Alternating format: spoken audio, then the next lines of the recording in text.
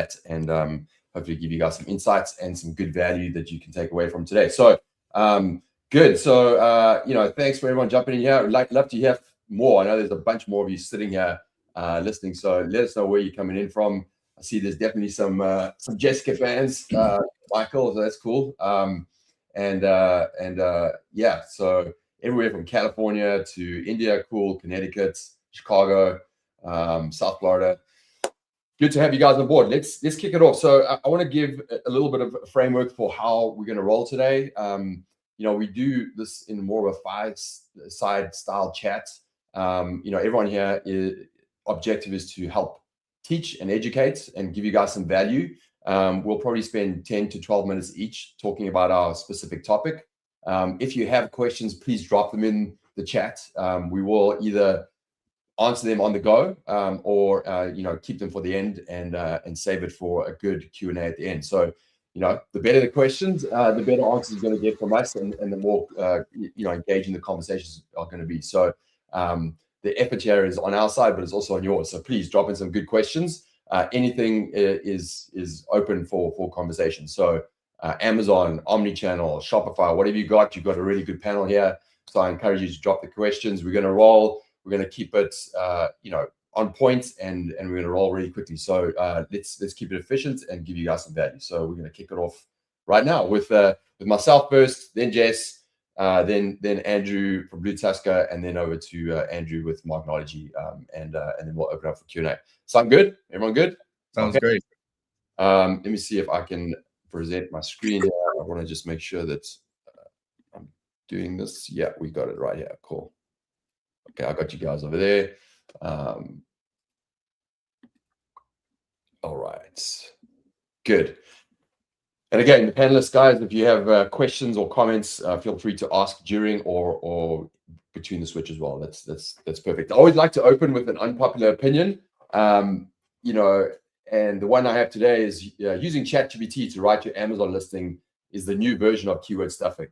And to the degree, I mean, it's not obviously not keyword stuffing, but it's kind of it's creating the same thing, which is a surface level content piece that is really not created for sending the right signals to Cosmo and for Rufus.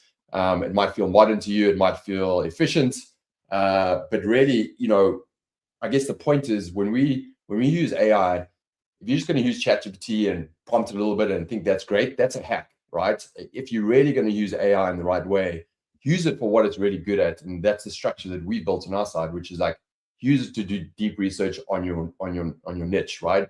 Use it to surface ideas around how to position your product. How do you stand out from your competitors? Make sure that is then brought through in the copy, right? That is written in the right way, and you can express it beautifully, which you can do in today's world on Amazon versus keyword stuffing. And then obviously clearly more this technical mapping, which I'm going to talk about in a second. And that way you're setting the right signals and you're using AI in the right way, right? So winning AI discovery, requires structured product knowledge. It's not just better prompts that you throw into ChatGPT. And I know there are influencers out there. It's like, hey, just use ChatGPT, write your listing. I can guarantee you it doesn't work nearly as well as how you should be using AI, right? So do the work, use it in the right way, and you'll get good results. Great. If you don't know ZonGuru, we have over 20 different tools to really help you operationalize and run your Amazon business. I truly believe that where we position right now is to help meet Amazon's AI moment, which is significantly happening right now. There is a shift from, this old algorithm and an experience where was obviously keyword driven to this new conversational search, which is rapidly growing. And it needs someone to help you navigate how to best send the right signals and to make sure that you are discoverable across every type of way that people can find your products. And we are positioned to do that. And we have a massive focus on, reverse engineering Amazon's algorithm and figuring out how to help you with discoverability, right? So I want to drop a couple of stats. These have actually changed in the last couple of weeks. So this is really interesting. I think you have to make sure you pay attention here because Amazon released a stat that people who engage with Rufus and the conversational search experience, convert at 60% higher than through the traditional funnel that you go through, typing a keyword, PDP, mapping there, which is basically they're having a conversation, they're trusting the recommendations they're getting the answers quicker that they need to make sure that they have the right information to make a decision on shopping, and then they're converting, right? 250 million, it's higher than that already, but 250 million people are using Rufus right now today. And there's a projection of $10 billion plus in additional revenue from Amazon, just from Rufus alone. So, from Amazon's perspective, shoppers that engage with Rufus, they convert better, they give more money to Amazon. Their average cart value is higher because they get suggestions from Rufus, and they're projecting a higher revenue stream from there. This should make you pay attention that if you're not optimized for this experience, you're missing out on sales, but Amazon is all in, so you should be as well, right? So this is a really important piece to mention. I think the point to say here is, if you as a seller haven't actually gone in and gone through the Rufus experience, I encourage you to do it. Open up Amazon.com, start a conversation with Rufus, and see what that experience is like. You'll see that it is significantly better than it has been in the last 6 months. It is comparable to ChatGPT, it's comparable to Perplexity. You're getting good recommendations, the trust factor is there. And I'm being, as an objective shopper right now, I do it all the time because I just find the experience way better. I don't have to go to a PDP and try and find the things that I need to understand about that page to make sure that I have the right product. I can literally have a conversation with Rufus, get the recommendations, the answers that I want, even check it for price parity. Is it the best price in the last while? And then get it added to my cart, maybe get a couple of other things added as recommendations, and I can convert, right? So that's how I'm shopping today, because it's more efficient and frankly, it's a more enjoyable experience, and it's absolutely growing. So I encourage you to go ahead and try that. I wouldn't be surprised if Amazon, the homepage is taken over by the Rufus experience in the next few months, because they are truly behind it, right? And that's our shoppers shop today. So people ask questions and want answers. They're not just typing in keywords. These are important things for you to understand about Rufus. There's a trust factor that's happening with sellers as they have their conversation with Rufus. But importantly, selection happens. There's reasoning factor behind Cosmo, the algorithm, right? And it's making decisions on what to surface to you based on I'm going to talk about exactly some of those sources right now, but it will surface products based on an intelligence that it has around what it thinks it should surface to that specific customer. And selection happens before you even got to a PDP, and it can frankly be added to your cart based on your prompting without you even going through the traditional method. So it is absolutely changed, and you have to understand how to make sure that you get recommended in that process, right? And there's some very clear things that, the good news is there's some clear things that you need to do to be able to be surfaced. Some of the things that happen in that process, you can try this, right? Try creative prompts like you do with ChatGPT. Ask it to research products for you. Hey, I have this type of product, an espresso maker. Find me some more that are similar, right? Find me the best deals. I'm looking for these type of products. Hey, I put in some order 3 weeks ago. I want you to track those products and tell me when it's at the cheapest price possible, and then get those added to my cart and buy it, right? You can literally give those kind of prompts, right? You can make it much more efficient and tailor it into what your needs are. Drop an image in there, say, hey, I want to find a product similar to this. Let me know what you find, right? So there's a bunch of ways. We have a stack of different prompts that you can use to prompt Rufus to really experience how different this is to the traditional way of finding a product on Amazon. So what drives this? It is, clearly this new algorithm called Cosmo. There's a lot of factors that go into understanding what makes up Cosmo, but at a high level, it's, there are pieces of this that are LLMs. That has its own LLM, like Amazon Nevo, but it also uses Anthropic. There's different LLMs that are used, but it has an intelligence to understand, how to take the content and other signals from your Amazon store to map your product to the various types of relevant pathways that people can use to find your product. And the penny has to have dropped that is not just this linear type in a keyword, find a product. There are so many different ways to find it right now. but it has the ability to use signals to map you to all of those contents. And I'm going to talk about exactly what that technical mapping is in a second. This is it actually. I'm sure everyone here on this call and the panelists has seen this, but this was a white paper, a snippet of a white paper that Amazon produced, which is saying like, hey, for this new algorithm, which can intelligently map your products, give this mapping, give this product knowledge graph on the back end. And as long as you are starting to map this through your content, it can then intelligently map you to the various ways of being found, right? So, for example, a really good one that we see a lot that people are not including in their listing is co-buyer behavior, which is like this used with, right? Complementary co-buyer behavior. So, if I'm selling a coffee machine, what are the type of products that people might be searching for that would then reasonably mean that your product should be surfaced? If they're shopping for coffee, yes. If they're shopping for a coffee tamper or espresso cups, right? These are things that people will use,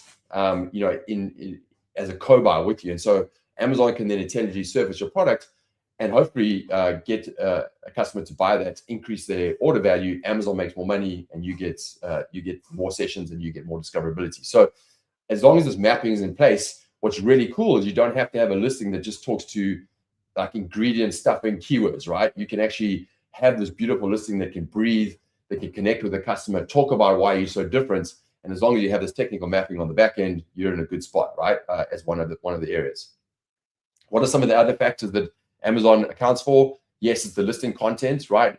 Make sure that you have outside of just the content, it is obviously your images, your image stack, but your EBC, make sure that you also talk about objective things that you might have around your business, claims, certifications. These are really important to make sure that you surface in your content. We have a whole list of things that you need to check off and make sure you have in there. Reviews, Q&A for sure, and then catalog structured data. The LLMs are out there learning the whole catalog and linking everything together. How does this work best? How should we surface these two individuals looking in this category so that they obviously get a great experience, get the right product surfaced, and order more, right? And then customer profiles. It is based on your customer profile, your shopping behavior factors in. So there's this LLM and intelligent algorithm that's taking in all of these factors to reason and figure out, hey, what's the best way to present products to you in the question and answer conversation you're having with Rufus, and therefore ensure that the percentage of conversion is higher, right? And you can see that by the 60% that was shown.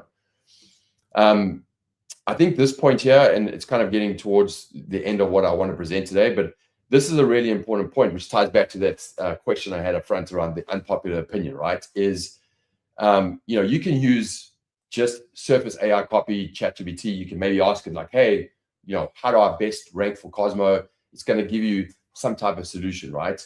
That is a very surface level hack that is not going to give you the best results. What you need to do is focus on using AI and engineering your listing, where you're using AI in the right way to do the research, to come up with the right structure around the actual mapping, right? And that's tested and validated, right?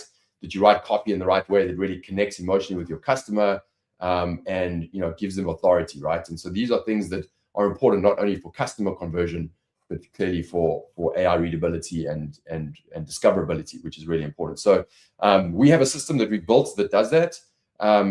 It is right now it's called the Cosmo Transformation Service, where we literally take your ASINs, your content, and then we write it for your storefronts and for your listing. But we focus on using AI in the right way to do the deep research, to map it for human conversion, but also for AI readability. So you have the best listing that can convert better. We also give you control around your brand tonality, and make sure that it's mapped. And so on the mapping side, there are a bunch of mapping requirements. We know what they all are. We map your listings to make sure that we check those off and send the right signals to Cosmo, and obviously the Q&A on the Rufus side as well. And we also have the ability to score your listing. So whenever you get a solution back from us, which is all the copy, the images, the EBC content, using all those surfaced insights in the right way, we also show you and give you a score on how you map, both for the semantic mapping and for the buyer Q&A. And we also have, outside of the product that we have a free report that you guys can get access to right now. I'm going to jump ahead and show you what that is and give you a link so you can do it. And this is it right here. We also, by the way, you also have a bunch of tracking showing you how your sessions, importantly, your sessions really increase because your discoverability is there, your niche rank, and your conversion. But if you guys want to access this free Cosmo readiness score, you literally enter your ASIN, and in 2 minutes, it's going to give you a full PDF, not only showing you how strong your listing is for sending the right signals to Cosmo, but also where you're weak and how to improve it. You can go to zonguru.link/CosmoRS, and you have 5 free downloads you can do right there. And then if you want to actually access the service, you can get a 25% discount. Just go to this link right here, zonguru.link/Cosmo25 off. Just go through that process. You don't have to have a subscription with Zonguru. You're getting 25% off, and you will get a full listing, all the content, your EBC content, and insights around your images, what to put in them, your order of your images, how to make it discoverable for AI, and you get that full solution, plus all the reasons why. So you can, our objective at the end of it is to make you feel confident, like, hey, I've got a great product, but now I actually have a listing that's sending the right signals to this latest AI algorithm so that I can be discovered not only through keyword intent-based searches, but through Rufus engagement as well. And I guarantee you, if you do this, you will see your sessions, niche rank, and conversions increase. It is critical that you get on this train right now before everyone jumps on it. So yeah, that's it. I hope that's helpful. If there's any questions, please post them there, and we'll come back to that, and we can talk a lot more in depth around Cosmo and Rufus and how to optimize as well. Good. Okay. Well, I hope that that landed. Jess, we're going to hand it over to you for your 10 to 12 minutes.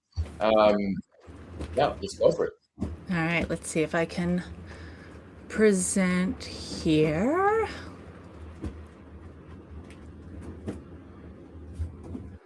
And get on the right window.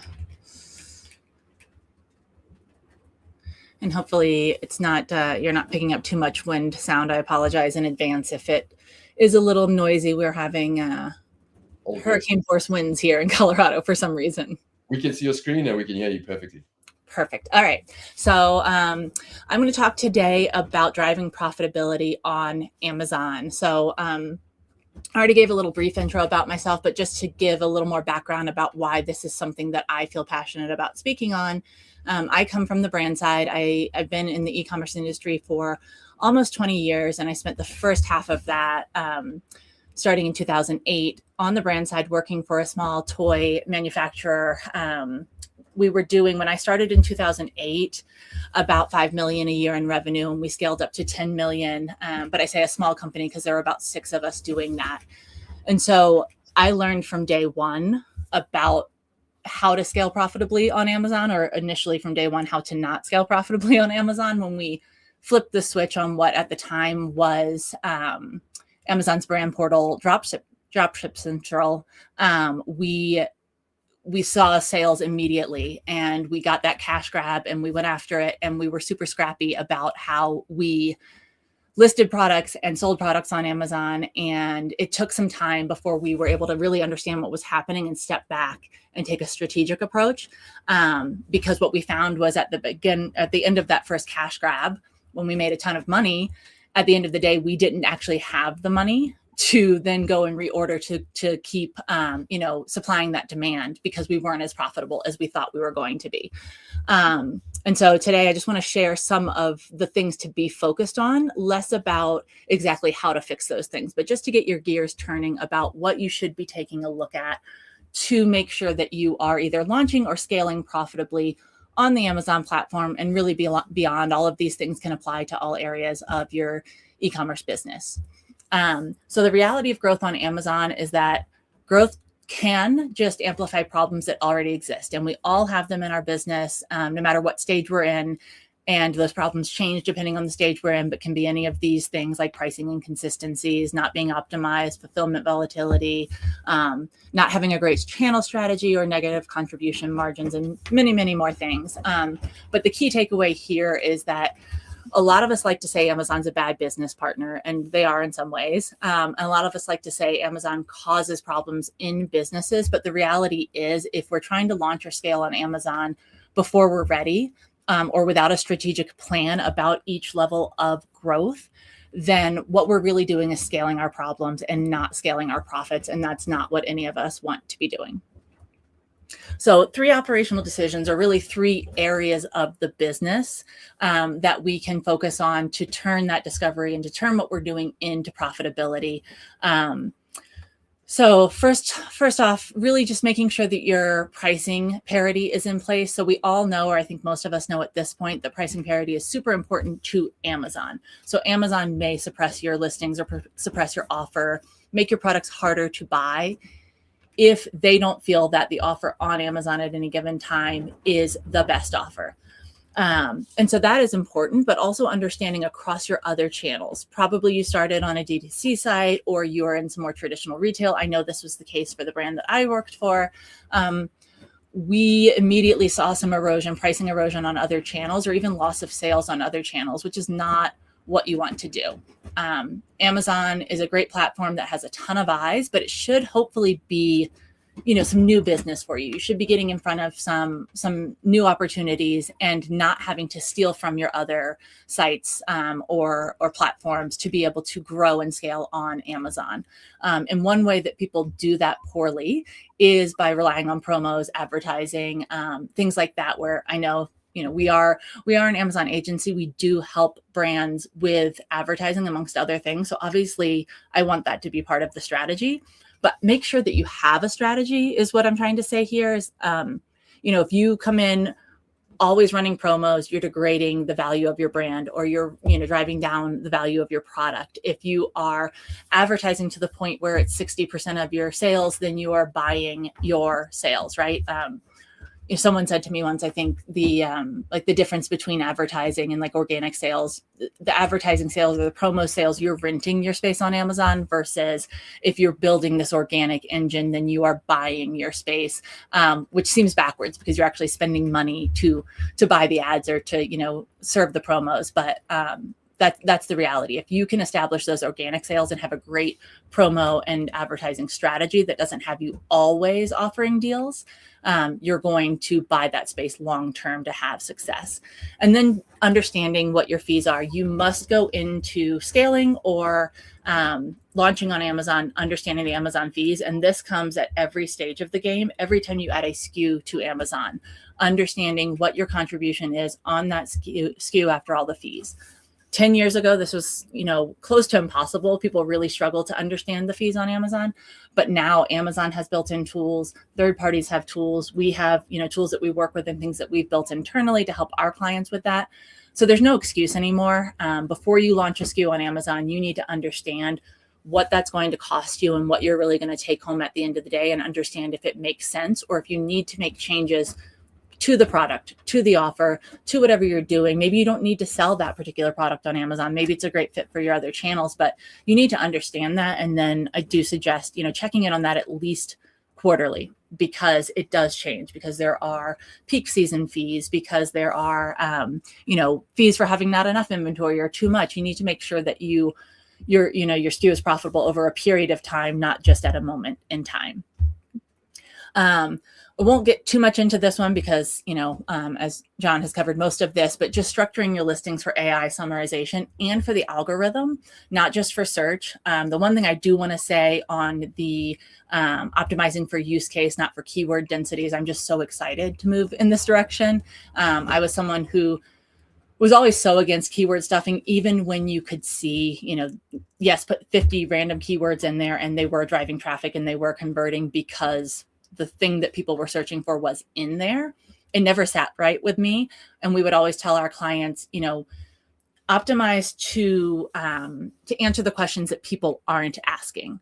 There was no way for shoppers to ask questions before. And so we still had to figure out what they might want to ask and answer them throughout the listing. And now we actually are optimizing for the questions that the shoppers are asking. And that's really exciting for me to see things move in that direction, because, that's where we wanted to see it before. And then the other big call out I want to make here, specifically on the algorithm piece, don't skip the brand story, but it goes beyond the brand story for your brand store, for your enhanced brand content. So another thing that is a recent change, we used to tell our clients to, come to us retail ready enough. As long as you had the written content, as long as you had your images, and as long as you had your inventory, we could get the listings up. We could start doing some brand awareness for them, and they could add on those other layers later. We've recently been told, and this is a change that rolled out at the beginning of January by some Amazon teams, that brand story, having a brand page linked in your listing, having your enhanced brand content, those are no longer nice to haves, but you actually from day one of your listing, you will be algorithmically penalized if you don't have those things on your listing. And likewise, from day one, if you have them on your listing, you will benefit in the algorithm from that. And so that's a very new change, or at least something very new that Amazon is revealing to us that is part of the equation.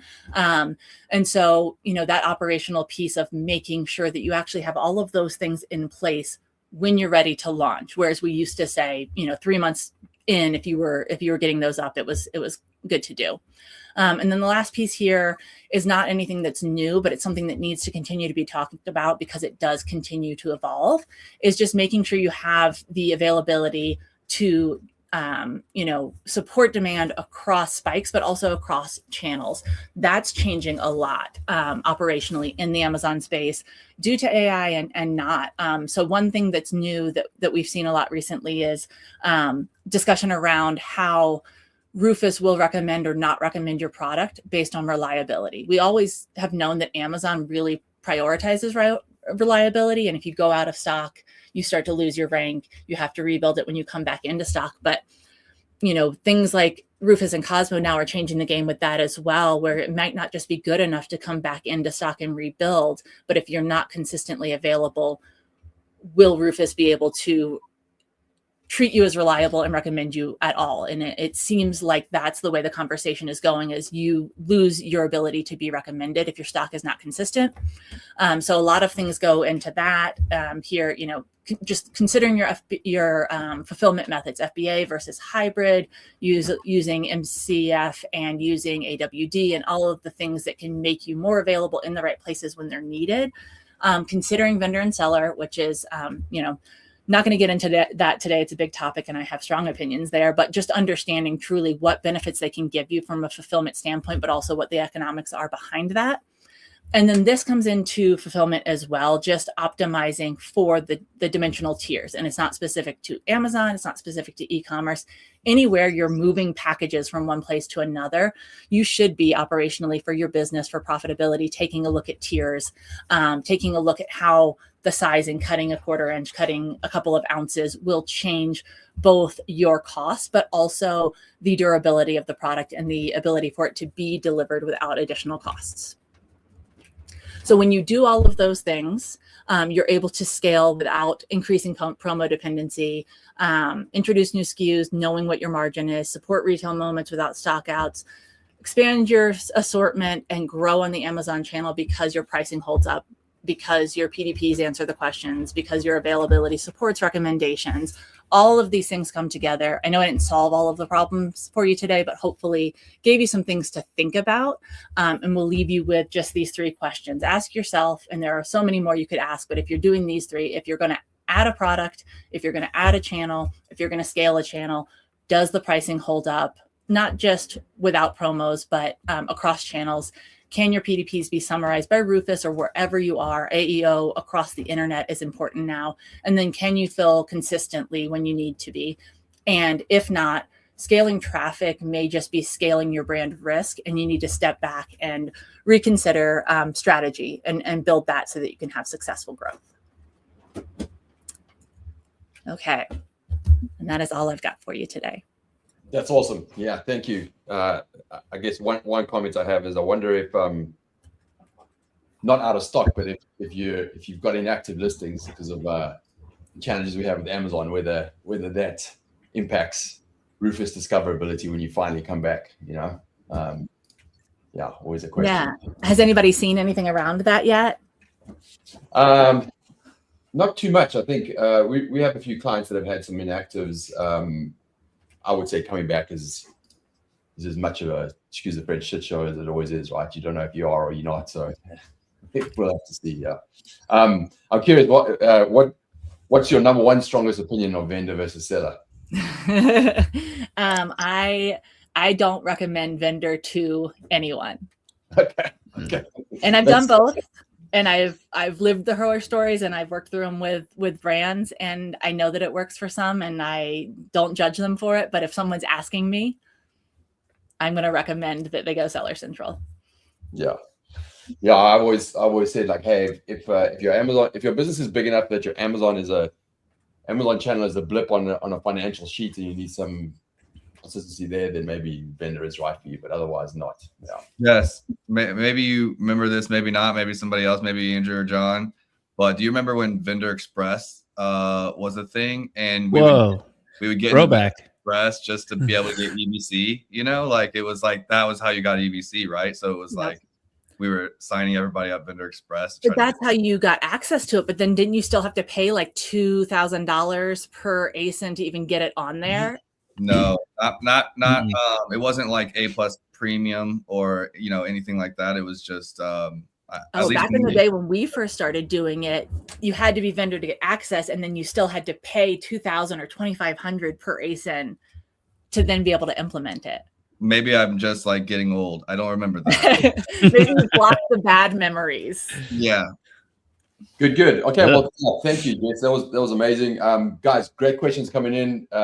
Anybody here, feel free to answer the questions, but we will come back at the Q&A and dive into each of these if we can. Andrew, Matt, your floor is yours, man. Let's go. Let's do it. Boom. Make sure we're working here. Gorgeous. Cool. All right. Thank you all for having me. I'm reading the list of all the questions and stuff on the side. I'm seeing a bunch of familiar names. This is awesome.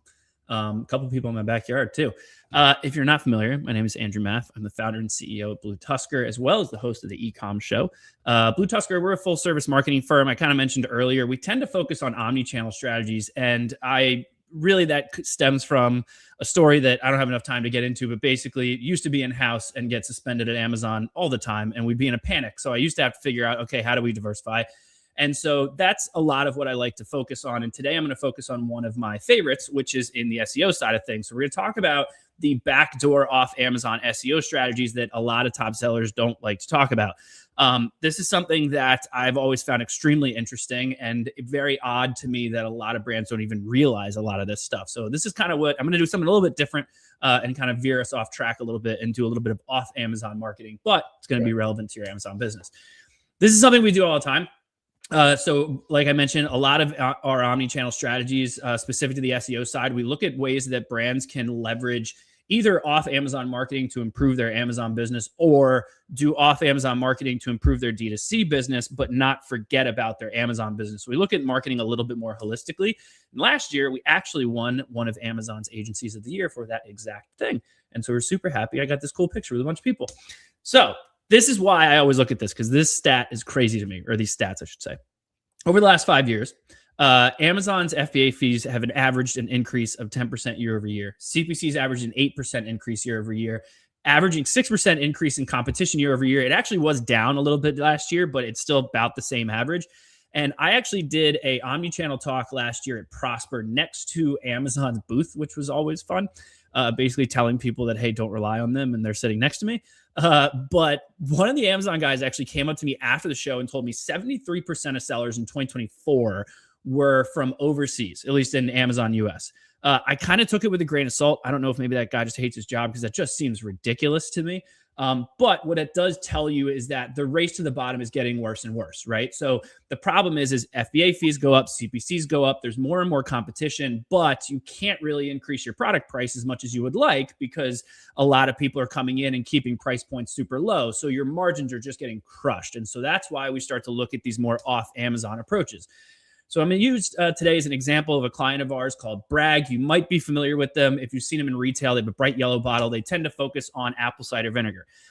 What I have here is an example of something that I'm trying to kind of convey today. First two listings that show up when you search for apple cider vinegar are both theirs.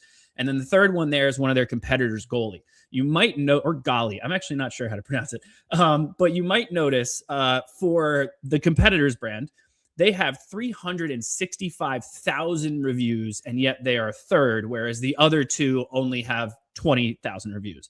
Now, quality of reviews, obviously that's a relevant thing. Price points, obviously a relevant thing. There's a ton of things that affect the overall algorithm, but this happens a lot. And basically what we know is happening here is Bragg is doing a lot of work from an off Amazon perspective, not just on Amazon. And what that does is it really starts to improve the amount of people that are searching their brand name typically on Amazon, right? But there's also other ways that people find their Amazon listings without going directly to the marketplace. And so this type of brand lift can actually really help your organic ranking on Amazon because it's driving more off Amazon traffic. And so I'm going to run through some real quick basics for you on the SEO side, right? So I'm going to kind of assume that this is the case, but we're going to do it relatively quick. Amazon's domain authority, right? Every website has a domain authority. Amazon's 100, basically perfect, right? So every website has a domain authority. It's kind of like a ranking for how your website should rank through mostly Google. Google used to say that this is not a real thing, but they actually accidentally leaked their algorithm files in May of, I believe it was 2024, and that was completely disproven. They do have a domain authority. And so this is something that basically helps websites rank. It's basically a ranking for each website, right?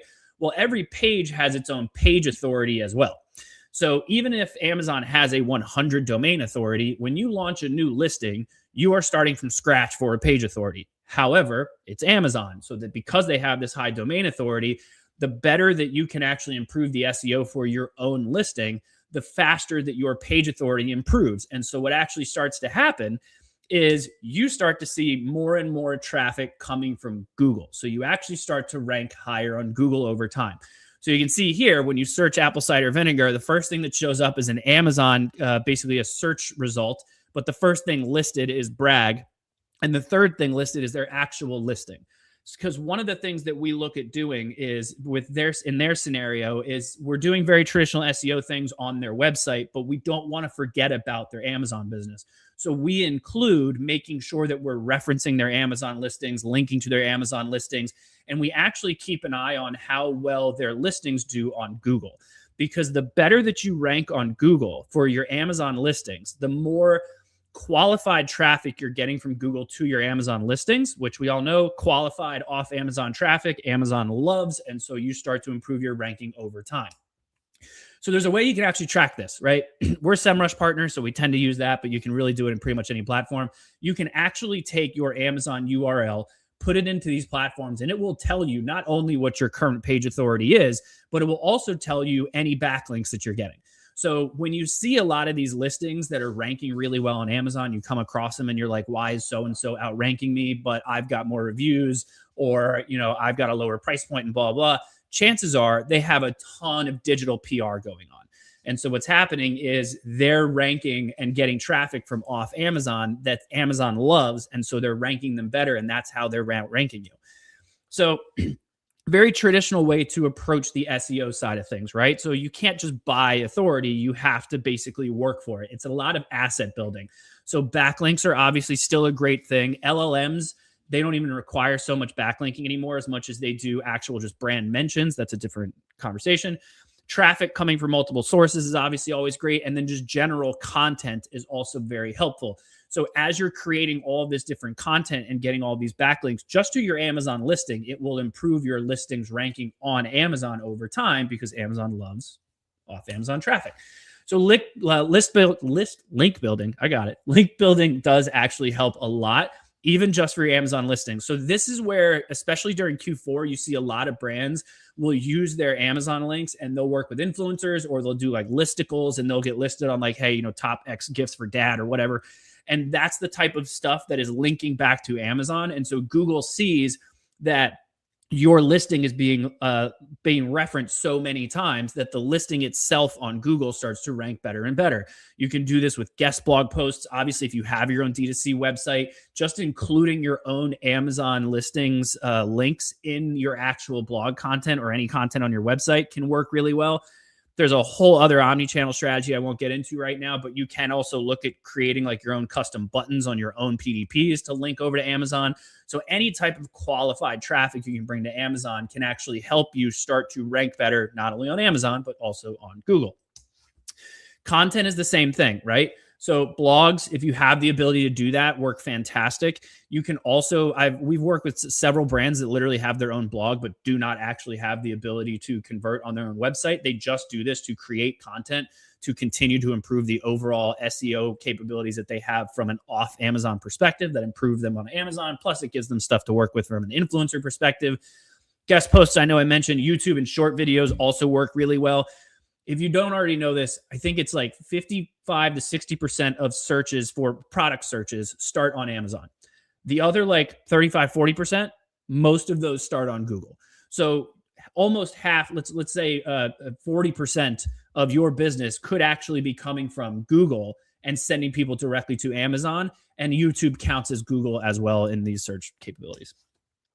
Your UX UI also still matters, right? So obviously we've already had some great conversations around your listing optimizations.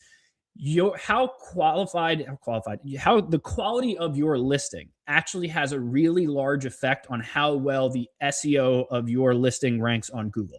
So for example, on your own website, if you have your own website, UX UI has become more and more of a big play, because basically what Google is doing is when someone searches for something, they want to send them to not only the correct information, but they want to send them to a really good site, because in a way, Google sent them there. So Google wants to make sure they have a good experience. That means that, high time spent on page, low bounce rates.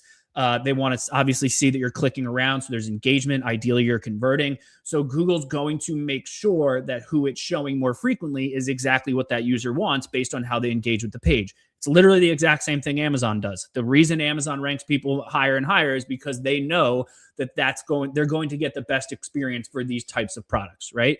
So your UX UI on your Amazon listings have a really strong effect on also how well your listings rank on Google. Then there's the AI side of things, right? This is the big conversation. A lot of people like to talk about GEO. It's the big, kind of elephant in the room. The reality of it is there's a slight difference in content you have to create. There's a slight difference in, from a D2C perspective, things that you can tweak on your site. But outside of that, it's still relatively similar to just following best practice. So the reality is if AI can't understand your brand, it's not going to recommend it.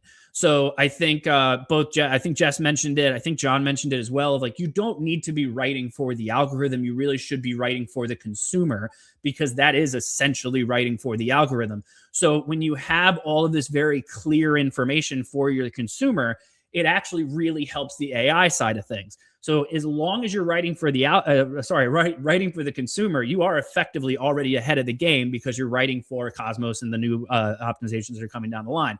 So there's a lot of different things that can be tweaked, but it's interesting to see that the best practices that you need to put together on Amazon, and from an SEO perspective, you can actually develop these more omni-channel approaches that will allow your listing to rank better on Amazon. It's the same concept of, obviously, if your content doesn't answer questions, AI tends to skip it over. This is obviously more information on, like, when you're creating this content, the old like how-tos and like shit like that just doesn't work anymore. So you have to create like really quality content, and you have to create stuff that kind of sparks an interest for someone to learn more about it. But I know I'm at time here. So I'm going to wrap this up. AI assisted stuff. Obviously, this is you're going to start to see a lot of traffic coming. Well, you won't see it because Amazon hides it, but Amazon is going to start getting a lot more traffic from ChatGPT and things like that. So having these listings in more of a more conversion friendly space and written for the consumer is going to help with these LLMs. I know I'm wrapped up. If you have any questions, feel free to shoot me an email. It's andrew@bluetusker.com. But we have a ton of different off Amazon marketing initiatives that we do. And so we developed an Amazon escape plan, which is essentially what we suggest in terms of step-by-step, exactly what to do to help you start to diversify off Amazon. So if you head over to bluetusker.com/AEP, you can download that guy, and it will help you start to diversify and develop these more omni-channel strategies. But that's my time. Thank you all. Very cool, man. Yeah, super, super cool. A lot of information there. I think just my reaction there is like, just reiterating to everyone here, like, we've always talked about this. Like, you don't want to be the product that you sell on Amazon. You want to be an e-commerce brand. And we're finally getting to a place on Amazon with this new algorithm that we can express ourselves on our listing, the architectural heartbeat of your Amazon storefront or Amazon business, in a way that communicates your product in the right way and connects with customers, right? So thinking about how you can get at deeper insights and be clever and smart in how you position your product, and actually not being restricted by having stuck with keywords, and actually explaining that's like the beauty, because you improving the emotional connection with that customer, improving conversion. And if you write the listing in that way, and again, if you check the technical mapping on the back end and send the right signals, you're going to get the exposure you need, right? And so the other thing that is really interesting is, like, we also see it, if you do this for an LLM structure on Amazon, to your point, you're future-proofing. The structure you have as an LLM on Amazon is similar to Geo on all the other platforms, right? So if you structure it in the right way, you're sending the right signals to Google and everything else, right? So there is this kind of future-proofing beyond Amazon, you structure it in the right way. And I think that's a really cool insight for people to understand here.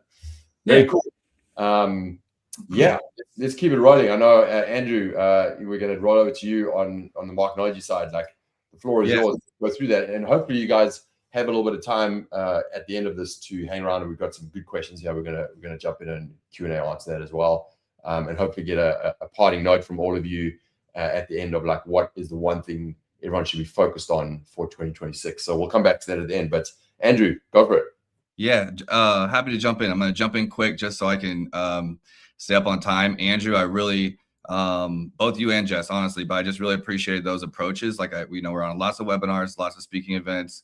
I just think those were fresh perspectives that are super important. And it's like, I like doing things the right way. And what I feel like is, if you've been doing things the right way, not trying to hack things, but actually storytell, emotionally connecting, like answering good questions, answering your customers' reviews, FAQs, like this stuff, these changes are actually for the better. And so for me, it's like, that's how it should have been all along. Right. So I'm going to jump in really quick.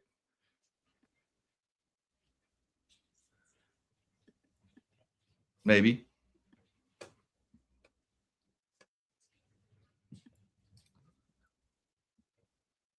Sorry, here we go. All good.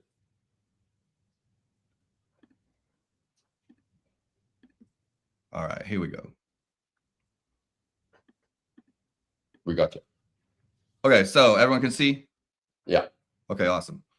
So Marknology, I didn't do it in about me, but I'm Drew Morgans. Been in the space about 15, 16 years. Marknology is a marketplace agency. Like Andrew, omni-channel, always thinking e-commerce. E-commerce is my passion. Amazon has been my battlefield, I guess, so to speak, if you want to put it that way. And if you start in the early days, it used to be just finding products, sourcing them, getting them up was winning. Now it's a lot more than that. It's storytelling, it's fixing the right problems, it's focusing on the right things, scaling correctly. Like Jess was talking about, all those things are important. And so one thing that I have in my agency and that I want to share is just what we call the 4-pillar framework. And I don't know about you, but like, just a silly example would be, I can work on cars. I'm not like a car guy. I'm not, I'm not going to rebuild the engine. But for me, it's always been, if I had like that uncle, or I had like the shop tell me what was wrong, diagnose it for me, then I could do the changes. I was confident enough to like take the radiator out and put it back together, watch the YouTube and jump in. And for me, it was always about just diagnosing the right problem. I think as an agency owner, there's no boss above me. So there's no one telling me like, hey, you should focus on this to fix your business. You should focus on this. And that's the biggest stressor, is what area do I focus my attention on? Once I know the mission, I'm like a hound. Like I'm getting that. I'm going to go fix that problem. But a lot of times it's just this indecisiveness, this what do I do and what do I focus on? And so this framework, whether you're hiring an agency, you have your one-man show, or you use VAs, or you use even individual consultants or agencies that work on different things, I think this can help everybody, even if you're not built in the same way as me. So the pattern, for 15 years, brands come to me thinking that they know what's broken. They optimize what's easiest to measure. while oftentimes ignoring the 3 things that actually determine if traffic converts to profit. So Jess was talking about profit. For me, profit is a very big focus with the brands I'm working with my own brands. And so why not talk about profitability more? Because at the end of the day, it's what keeps you in business. So what are the 4 pillars?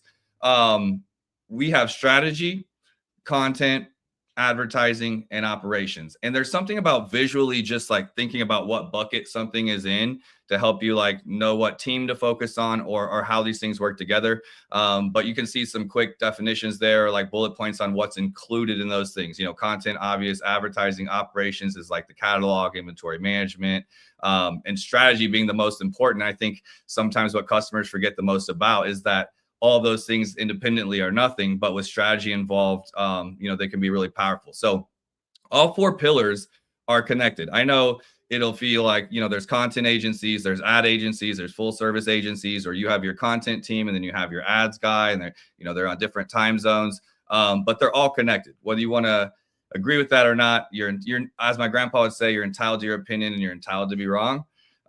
That's how I feel about these pillars, is like they are all connected one way or another. And when one breaks, it doesn't just hurt that pillar, it really hurts all of them. So a quick example would be how broken content can kill advertising. So oftentimes we're pulling the wrong lever. You know, we're pulling all these different levers that don't matter. And if it's anything like me, you know, if I've got 4 problems, I'm going to focus on the 2 that I'm strongest at and ignore the other 2 until I get there and try to push through procrastination. And so a lot of times people do that in their business too. They're good at PPC, or they're good at content creation, or they're good at the operations, and they focus on those things. And a lot of times the other things get ignored. So I have something called a diagnostic framework. Generally, like we have the KPI. What's a KPI?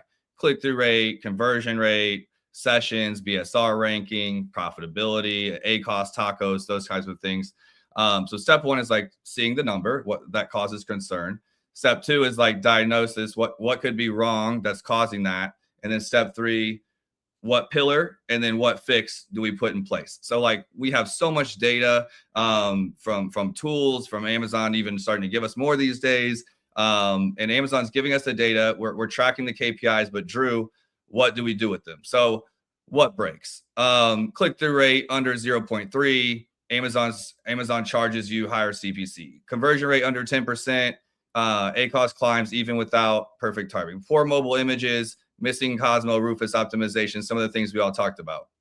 The cascade. Bad main image, low click-through rate, CPC doubles. Week A plus content, visitors bounce, conversion rate drops to 6%. Ad performance decline, increased bids, now all of a sudden your ACoS spirals. You're blaming the ads, but really the ads isn't the problem. So like what if in this example, you know, because it was a bad content creating an advertising problem, what if they had just cut the ads?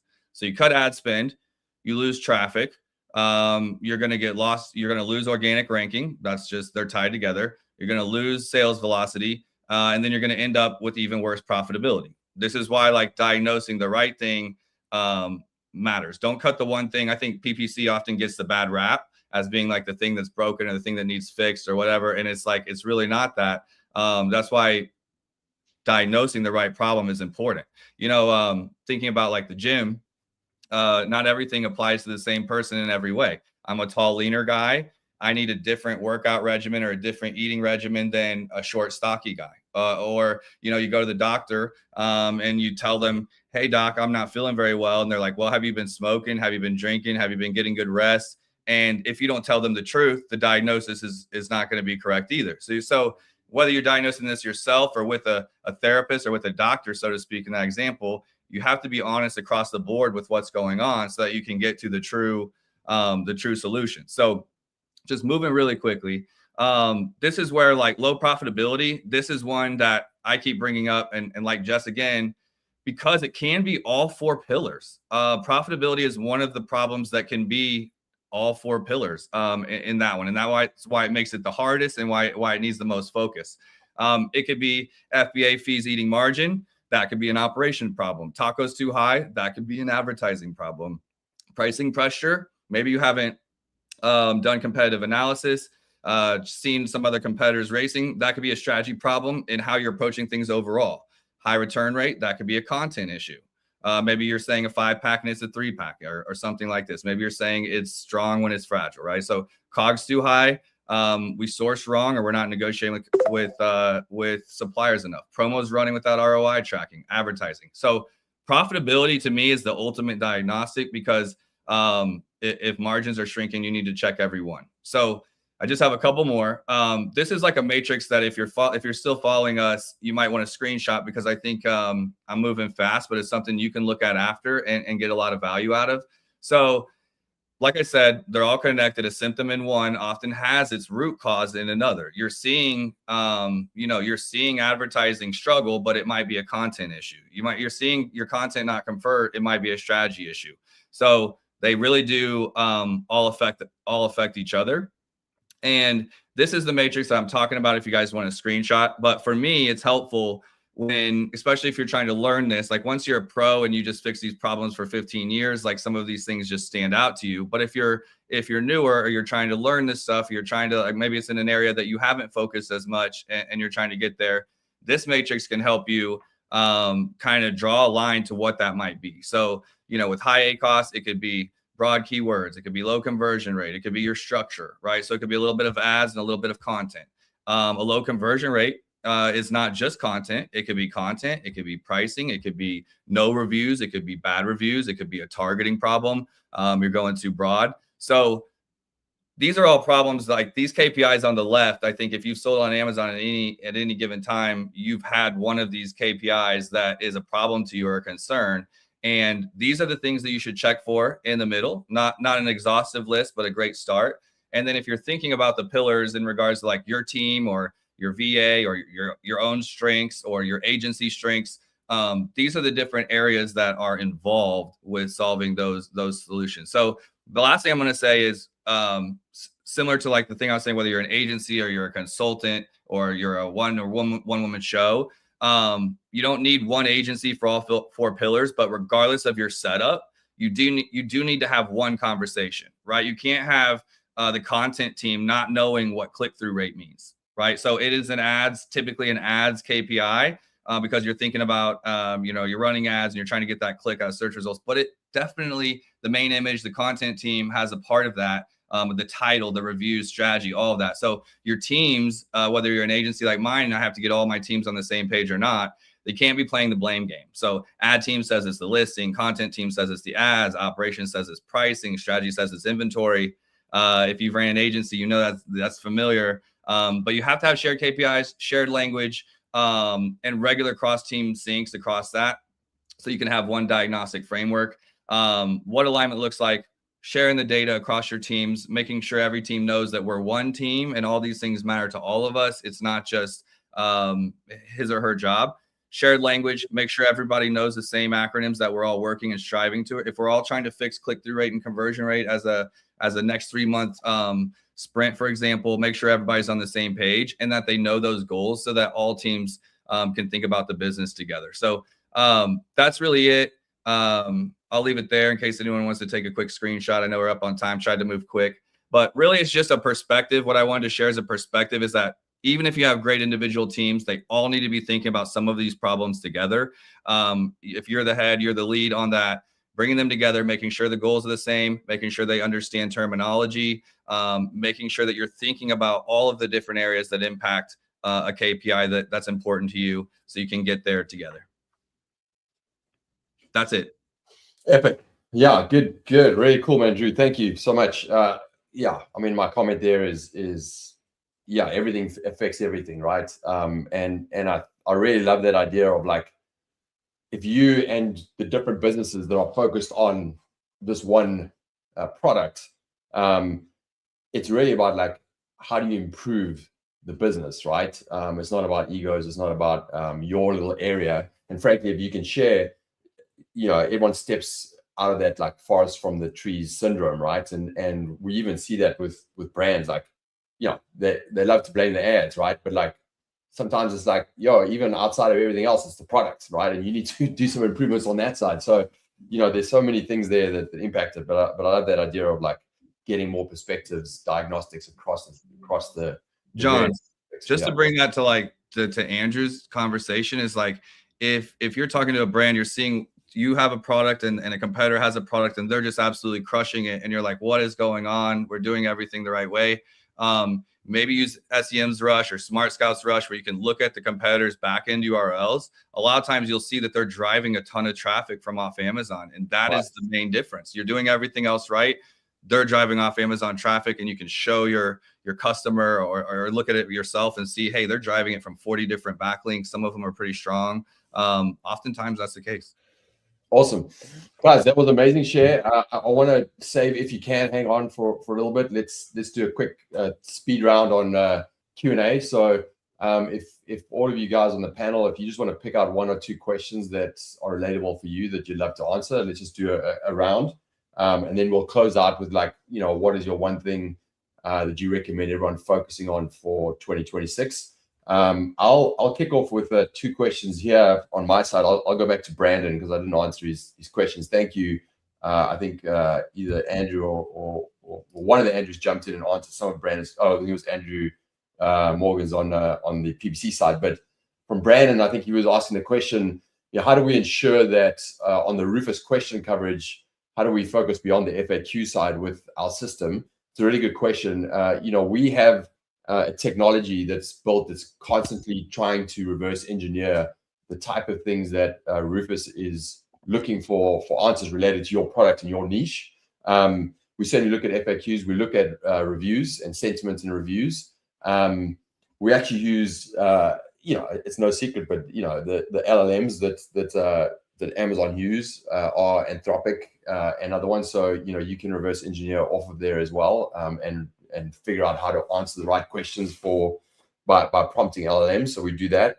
And then, you know, I think the last point there is like the actual semantic mapping. If you do the mapping correctly, that also has Q&A Rufus connections in there. So if it understands that, it really understands how to map you to the right questions and answers as well. So that is a critical piece. Maybe the last one there is you don't have to answer what we found is you don't have to answer every single Q&A style FAQ question for Rufus to connect the dots, right? As long as you answering the 80-20, like what are the main key questions, it is then smart enough in a semantic way to map you to the other typical similar types of questions, right? So if you get the basic structure in place, you're in a good spot.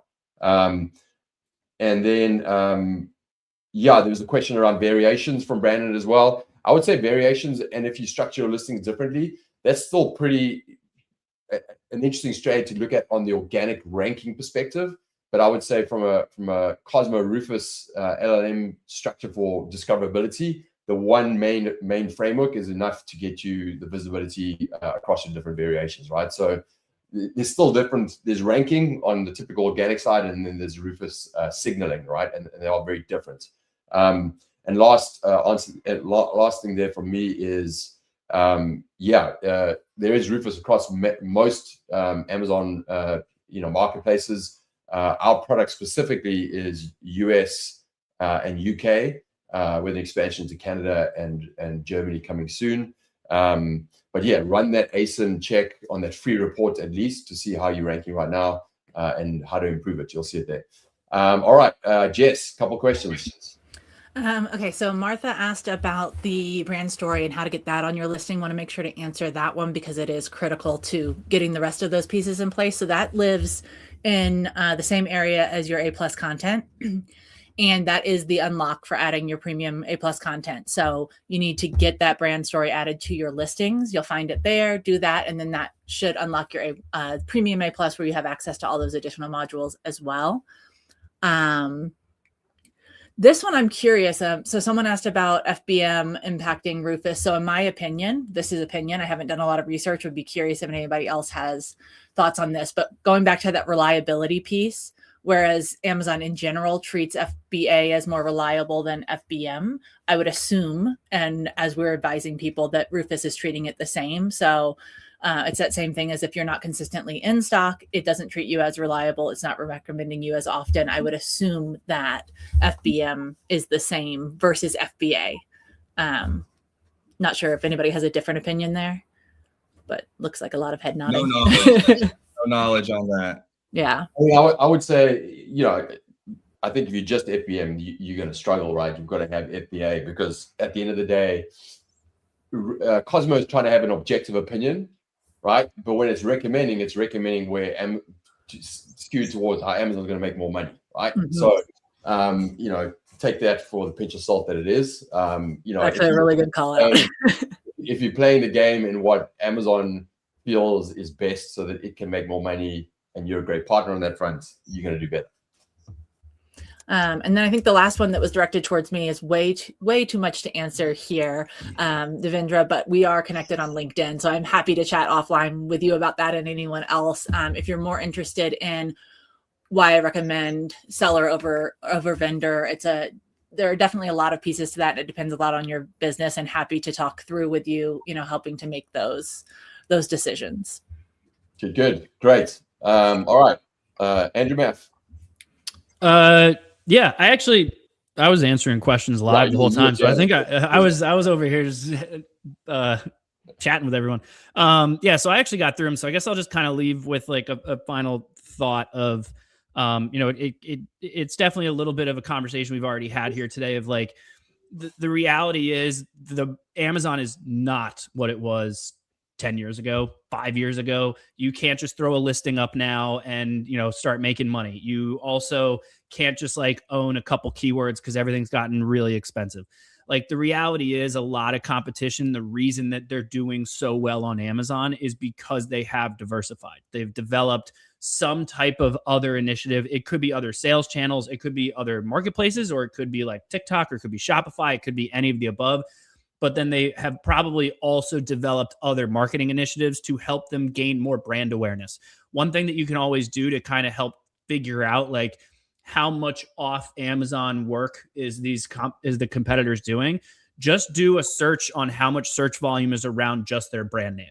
Because if they're searching for their brand name, chances are they have developed enough brand awareness off Amazon that they don't have to fight for keywords because people are just coming to Amazon searching for their brand name.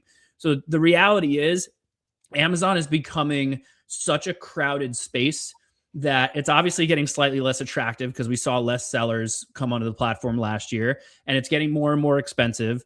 But the reality is that Amazon is an amazing customer acquisition channel. But if you want your business to survive more than like several years, you have to find ways to develop a relationship with that consumer and focus on lifetime value.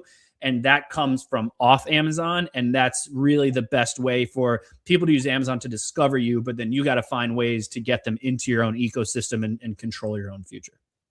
100%. Amazon can be your best lead magnet, but what's beyond that is up to you. Yeah. Good. Drew. I don't really see any in there that are just for me. I think I jumped even on somebody else's. So, just happy to share. If anyone, I put my LinkedIn in there. If anyone has any questions, diagnosing, having somebody to help you. Like, I personally got some help this last year from a fractional CFO, like a coach. He came in, coach / fractional CFO, I guess, whatever you want to say. Everybody needs a coach. Sometimes everybody needs someone to just point them in the right area and say, go. And when you're struggling to find, I talked about stop guessing and start diagnosing. Whatever business you're in, and whether it's problems or it's your overall business or whatever it is, sometimes finding that focus, knowing what the real problem is, can make it so much. Problems are problems, but they're easier to attack when you know you're doing the right thing. Yeah, that's a good one. So guys, thank you so much. I think we'll have one final thought. If you don't mind, I think we can roll from Drew as your final thought was that, and Andrew, but maybe Jess, any final thought there that you want to share around 2026? Yeah, I think just kind of doubling down on something I said during my presentation, just as a throwaway comment, but being scrappy versus being strategic. We are not in a place, and I think this ties back to what other people have said about how much the landscape has changed and how you can't just throw things up now and expect success. We're no longer in that I'm a scrappy Amazon seller stage. There is still room for pretty much every type of seller, every type of product out there, but you've got to have strategy around what you're doing. You have to work on whether it's the 4 pillars or, whatever your approach is, you have to have some intent behind what you're doing to have success. That's right. And I was going to say something that kind of leads on from that, which is like, my advice there is like, and as said, sometimes we love the hack, right? or the shortcuts, but don't use AI as a hack and a shortcut. Like, truly understand it's a beautiful thing to have, but you need to use it in the right way so that you can be more strategic, right? So make sure that you're doing the real foresight and thinking around how to use it best to get a great result. So thank you everyone here. Anybody who has enjoyed today, if you sign up for our newsletter or zonguru.com, you'll get notifications on this. I do one from Zonguru, once every couple of weeks, and then we have this agency behind the curtain secrets webinar series every couple of weeks. So look forward to the next one coming up. I hope everyone enjoyed here. Thank you guys. This was a great panel. I appreciate it. We'll jump off right now, and we'll follow up on email and connect with you guys. Anybody who's missed this, you will get the recording. And I look forward to future conversations. Thank you, everyone. Thank you, guys.